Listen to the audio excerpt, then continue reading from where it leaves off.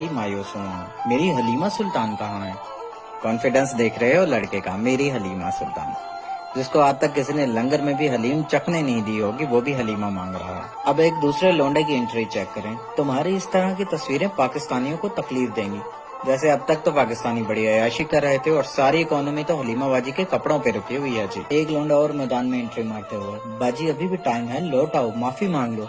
ये वही काके हैं जो सारी उम्र एक चॉकलेट के बदले बाजियों के नंबर देते रहते हैं, मगर यहाँ पे फुल टाइम तबलीग चल रही है।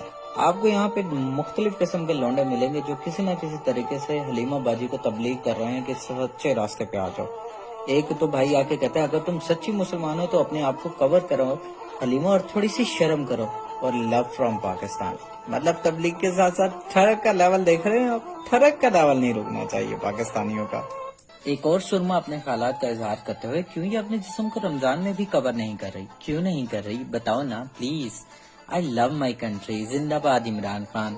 यानी आप ठरकी लोंडे होने के साथ साथ फुल टाइम यूथिया भी हैं, यानी आपका कोई इलाज ही मुमकिन नहीं है। एक और शहजादा आता है जी, मैं पाकिस्तान से तुम पे लानत भेज रहा हूँ। यानी आपने अपनी लानती शक्ल के साथ साथ जिंदगी भर जो लानते इकट्ठी की हैं वो दूसरे मुल्क में प्रमोट कर रहे हैं जी। वाह जी वाह। इन लोंडों की बात आते हैं मेरे जैसे अंकल मजबूर टाइप लोग, जो दुनिया में आग लगे, सैलाब आए, कोई मर जाए, जल जाए, कोई टेंशन नहीं, कुछ भी हो अपना बीच में अड़ाने की भरपूर कोशिश करते हैं।